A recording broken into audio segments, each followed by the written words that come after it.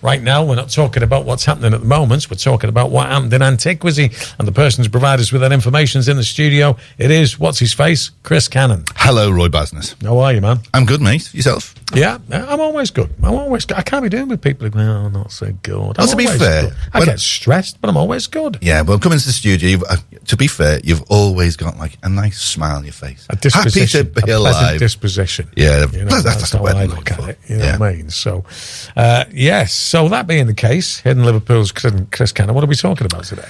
Well, on Friday this week, it is International Women's Day. Yeah, I know. So I thought I'd talk about some women. Yeah, right, okay. Particularly ones from Liverpool, or to do with Liverpool. The two ladies I'm going to speak about weren't actually born here, but they are very, very much associated with the city. Yeah.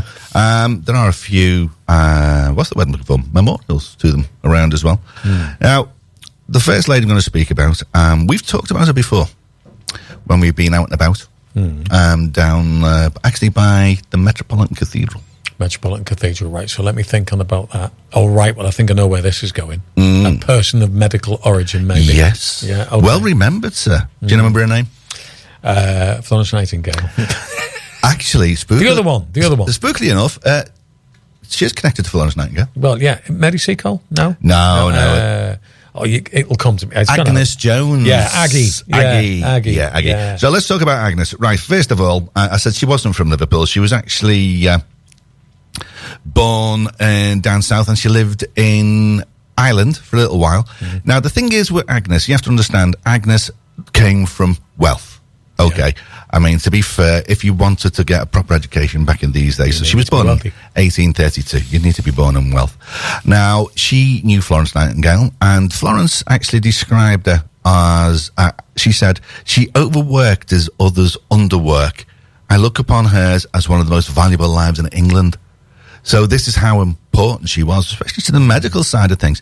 So let's go back. She was born in November in 1832. And she comes from a very, very wealthy family. To give you an idea of how important this family was, her uncle was Sir John Lawrence. Now, if you don't know who he was, he became Lord Lawrence. He was the Viceroy of India, one down from Queen Victoria. All right, yeah. Really, really important family. Now, the thing is, we'll talk about him a lot, but he's a fascinating guy. He wanted to get rid of the poverty, more poverty, rather. You're trying to reduce the poverty in India. And the way he did it is by reducing taxes and so on and so forth. But the thing was, the Indians obviously thought he was trying to do them over. So they rebelled, as the Indians tend to do with the Raj. I'm not saying it was... Maybe the same thing will happen today, when you want to give tax cuts and that, because budget stays on about doing the thing. Maybe the same thing will happen. These are tax cuts for the poorer people. Yeah, okay. I'm sure it was rebelling, not against the tax cuts, but against the Raj in general. But he had a statue made of him, and the caption was... he actually had a sword in one hand and a pen in the other, and the caption actually read underneath is, "By which would you rather be governed?" Yeah, so that was the sort of person. So on the one hand, but passive-aggressive, that really. Exactly. Yeah. So it gives you an idea of the sort of background she had. You know what I mean? Yeah. It's like sort of this wealthy, powerful family. Now, in the early years of Agnes's life, the family did move to Ireland. So she was born down south. All right. And then she stayed there for a little while, but they moved around an awful lot. Her father was in the army as well. She ended up living in Mauritius for a while, and obviously she's picking up a lot of stuff as she's been travelling around, like how people live, especially in the poorer areas. She's a small kid, so she's obviously being affected by this quite a lot. Then she was being educated at home, but then she was sent to a school run by a lady called Miss Ainsworth in Avonbank near Stratford-upon-Avon, so she did most of her schooling there. Now, because of the family again, they spend a lot of time travelling. And during her time in Europe, I've actually got the date around this, but it must be mid-1850s. She was in Europe, and she went to a place near Dusseldorf, and she saw a lot of voluntary nurses working. They called them the deaconesses. And these people had dealings with Florence Nightingale, and they observed Florence Nightingale working. And while she was there, she visited the institution in Bonn, saw the hospital there, an orphanage, an asylum, and 2 schools. Now, you have to bear in mind, an asylum is not what we think of as an asylum now. Yeah. An asylum is basically just there for caring people. Yeah. Also, they cared after. It's just it seems like a strong, in modern parlance, it's a strong term, but it wasn't so much. It's where we get the term asylum seeker from. Somebody looking for care. It's that sort of place. And she also saw 2 schools run by the deaconesses as well. Now, she went back to Ireland after this, and she decided, obviously she's been affected by this a lot, she decided this is what she wanted to do with her life. In 1859, she'd gone back to Ireland, and she worked around the local community with stuff she learned from the deaconesses. 1859, she goes to London. She makes contact with Florence Nightingale and a lady called Sarah Wardroper. Now, Sarah Wardroper was the senior nurse of St. Thomas's Hospital. And Nightingale allegedly said about Sarah, she was a woman attractive and rich and young and witty, yet a veiled and silent woman, distinguished by no other genius than divine genius. So Nightingale obviously had a lot of respect for Sarah.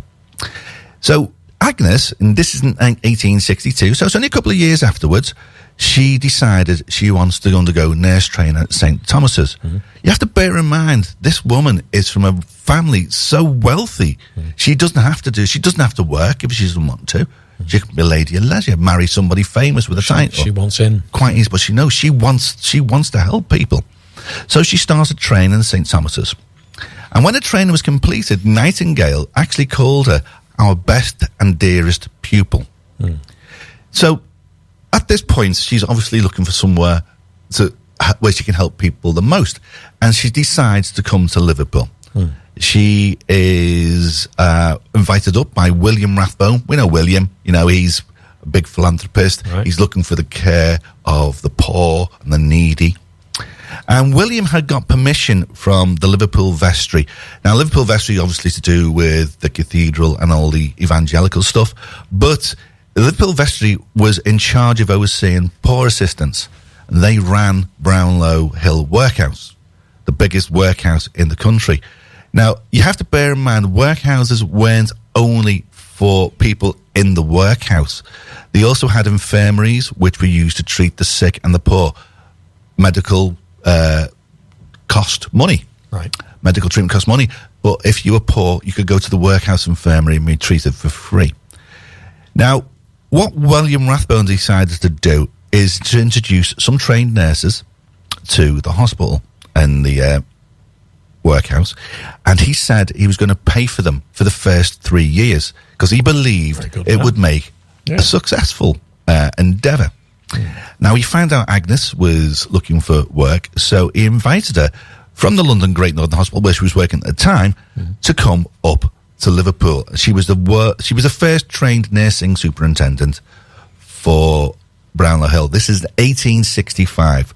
Now, when she got here, she described the infirmary. She described it as full of disorder and extravagance of every description in the establishment to an incredible degree. So people were spending willy-nilly, they weren't looking after the money. And the thing was, it was such a disorder that the actual people in there to be treated weren't being treated right. All right. Now, so after she arrived, she arranged to have an extra 12 nurses and 7 probationers, all trained at the Nightingale School of Nursing in London, to come up to Liverpool. You have to bear in mind she'd worked with Florence Nightingale, and Florence Nightingale really, really respected her. And then the group was supplemented by further probationers and 54 able-bodied female inmates who were paid a small salary. So these were people from the workhouse who showed a proficiency for caring. So she had quite a staff. Now, this was the first ever training for nurses in any workhouse infirmary in the world. Right. She arranged this all herself. Now, this came along, and like another social reformer, her name was Eva McLaren, and we could talk about her for an entire subject. She was a suffragist, and she believed in equality, not just for women, but for everybody. She was one of the nurses that trained under Agnes Jones. Right. Now, Agnes Jones was an amazing lady. The thing is, she worked with the people so much and so close, she really didn't care about getting ill herself. Now, during the 1850s, 1860s, so this would be 1868 now, right? We had a lot of typhus typhus was the problem. Yeah. Poor people catch typhus, and as we know now, typhus was incredibly infectious. She was treating a lot of people with typhus. She caught typhus herself, and she died at just 35 years of age. Now, can you imagine what that woman would have done if she'd lived longer? Yeah. And the thing is, what I think is astonishing about this, I mean, everybody talks about women like Agnes. Okay, yeah, she was great. But she did it because she wanted to. Yeah. She wanted to help people. Oh, that's a good job, I'll do that. No, this was like an endangerment to life, which ultimately killed her. Life. At 35, no age at all. Shocking. Yeah. Hold that thought, though. We'll come back and we will talk more on this subject in a short while. Quite appropriately so as well, because there are many events that are taking place to commemorate International Women's Day, which is on Friday, but there are things happening now, and we are highlighting this with the stuff that Chris Cannon is coming out with. So, still to come, we're going to be talking show business gossip in a short while, but we are focusing on the contribution that women have made to this city, and there's, we're obviously highlighting a couple here today, but there are plenty that you probably could do. And there's many of them that I can think of. But coming back to what you're talking about at the moment, I always find it amazing that where Mary Seacole House is, on Parliament Street, and you've got that like little kind of thing to Florence Nightingale. It's like a what would you call it? Memorial. A memorial. On the corner, isn't it? What's the word I'm looking for? And then that fantastic nurse building that's next to it, which has got way too much inscription on the front of it. The original district nursing place. Yeah. You know what I mean? It's like, as I say, it's one of them things, put the sign up there. Maybe a strap line. Nightingale House it's called. Is that what it's called? Yeah. I think so, yeah. Way too much engraving, way too much carving going on outside there. Honestly, good God, yeah. Somebody should have had a word there. But anyway, where did we leave our conversation and where are we picking it up from? Right, we were talking about Agnes Jones. Unfortunately, she's passed away now. Yeah. So I've got another lady to talk about. This one was born in Rodney Street. Rodney Street, okay. Okay, I don't think we've covered her before, actually. All right. Her name's Anne Clough. Right, no, I don't know where. Now, Anne Clough is one of those women that when I talk about the things she's done, people always go, oh my God, what an amazing woman. Yeah. But you really don't know who she is. So Clough was born in 9 Rodney Street. And if you go down there, you can see a plaque on the wall. It's a ceramic plaque. It's quite a beautiful plaque, actually. It says that she, first of all, it says Arthur Hugh Clough and Anne Jemima Clough, both born here. Arthur has the top bit. Now, Arthur was her brother. Right. And the thing is, Arthur was a poet, quite a successful poet. Now, here's a connection for you. He was the assistant to Florence Nightingale. Oh, a bloke was? A bloke. Yeah, there you go. Right. But that's by the by. So we'll come back to Arthur in a minute. So, Anne was born in Rodney Street, as I said. Now, she was the daughter of a really wealthy cotton merchant. Now, like, what's his name? Agnes Jones before her, she comes from a rich family. Her father was the youngest son of a landed gentry family.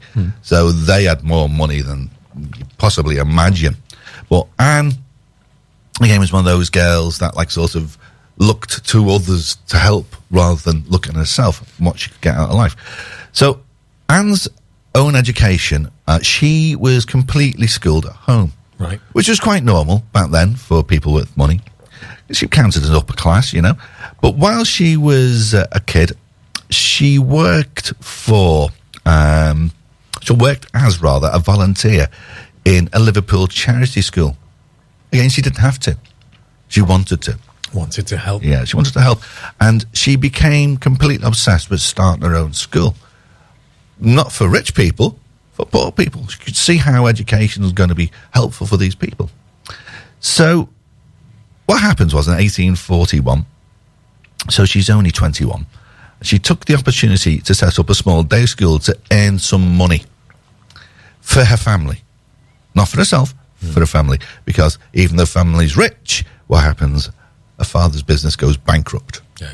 And back then, when you went bankrupt, there was no help. That's it. You have to rely on charity of friends, family. Okay. But she wanted to help. So she started her own little school. And this enabled her to contribute some money. And also got her a grounding in education as well. She subbed, and then because of the way she worked, she got quite a reputation. She ended up going down to London. She worked for the Borough Road School, and then she went across to Mayo in Ireland, and she worked for the Home and Colonial School Society there. So these are quite well-paid jobs, what she's doing. Considering like sort of she was self-taught, really self-taught teacher. Now, after her father's death, she then moved to Ambleside, and she did what she wanted to do originally. She set up her own school for local children and for people living in the area. Now, she was really interested. She noticed that the education of women was being neglected. As children, okay, girls were in school the same as the boys, but later on they were kind of neglected. Boys were encouraged to carry on learning, where girls were more encouraged, go and get married. Now, she saw this as, a challenge. And she became friends with just loads of people, but the ones I noted, Emily Davis, Barbara Bodichon, and Frances Buss. Now, these women were all suffragists, but more importantly, not just looking for the equal rights of women, they were looking to further education for women. So she became involved with people who were quite powerful at the time, with all the same ideals. She goes, and then she was asked to give evidence to a Royal Commission on Secondary School, and based on her own teaching experience. Now, this was like, again, considering where she come from, she was a self-taught teacher. This was quite an astonishing thing. This is a big thing she's done. She's talking to people in power about how important it is for women to have education. This is a Royal Commission. And after this, she helped found the North England Council for Promoting the Higher Education of Women. Again, amazing. She acted as a secretary for that from 1867 to 1870. So only there for 3 years, but then she became president of the place from 1873 to 74. Now, she had this brilliant idea. She had professionally trained lecturers. There's a word for it. I've written it down. Peripatetic lecturers. These were trained people from universities who were coming to teach outside the university. But what she did, having these university lecturers come around and teaching people outside of the universities, it actually started what was the known as the University Extension Movement. Now, again, that's something we don't talk about now. It's a long time ago, but it's very important. What the University Extension Movement meant, that people who went from a rich background could attend university. Right. So working class people. It was the start of working class people going to university. I can't emphasise what a big thing this was she's done. Now, she then went down to Cambridge. In the 1870s, there was what we call lectures for ladies there. And what was happening was the ladies who were going to the lectures for ladies weren't able to get to them because women weren't allowed to be in the campus. Women were not encouraged to go to university. In fact, women weren't allowed to go to university. Yeah. These lectures for ladies, it's kind of like, okay, we'll do this because the women are complaining. Now, she realised that like sort of women wanted to go to these places but couldn't get there easy. So she set up a hostel, and her first 5 students came and lived in this hostel. Now, this is quite astonishing, right? It was in Regent Street in Cambridge. If you know Cambridge and Regent Street, now this is going to blow your mind. The lectures and the hostel quickly became Newnham College. Newnham College, it took a completely different approach to women's education. Rather than focusing on like sort of, what women should be doing, it focused on the intellectual side of it, making women more important in the world by concentrating on how clever these people are. They're not just women, they're people. Right. Again, we cannot like sort of overemphasize certainly how in the time frame radical this was. And also she arranged with Cambridge University that women attending Newnham College wouldn't have to go through what's called the Little Go exam. Now, the Little Go exam is what the had to do before they started learning things properly. Now, the Little Go exam was basically a litmus test to see if you've had a classical education. It concentrated on Latin, Greek, and divinity. Right. Now, she arranged for the women not to have to go through that because the women hadn't had any real proper formal education for university beforehand. So she arranged for these women not to do this. Now, again, I cannot emphasise this. At this point, women were not allowed to go to university. She was arranging for women to have a university education. Not just to learn things to do around the house. Oh, how sweet, let's go embroider and stuff. But to actually go out and do real things in society. Now, she died, unfortunately, in 1892. She lived quite a long, healthy life, God bless her. But because she was from Liverpool, we've got a few things around Liverpool to remember her. Now, do you know on Hope Street, we've got a case history? All those, like, suitcases in the middle of the road. Oh, yeah, yes. Yeah. Her name's on one of the cases. Oh, is it? Yeah. I've have to go and find it now. I've seen that sculpture many, many times. I'm going to have to try and find her plaque. But also, more importantly, we've got the Noble Women's Window in Liverpool Cathedral.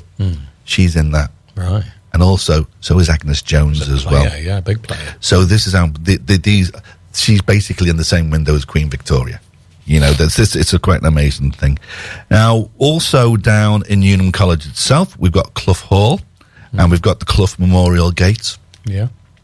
And Eminent Hill University, obviously based in Liverpool, has a hall of residence called Clough Hall in honour of her contribution to higher education and the history of education in Lancashire in general. Now, those two women I've spoken about there, they're just two people who have gone around promoting how important education is.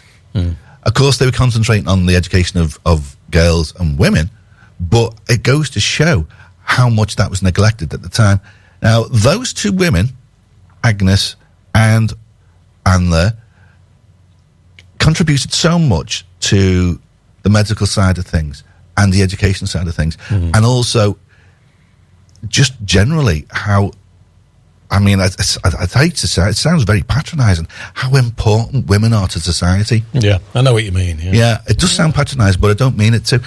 But you have to remember what the time was like when these women are amazing, and they've got a lot of connections with Liverpool.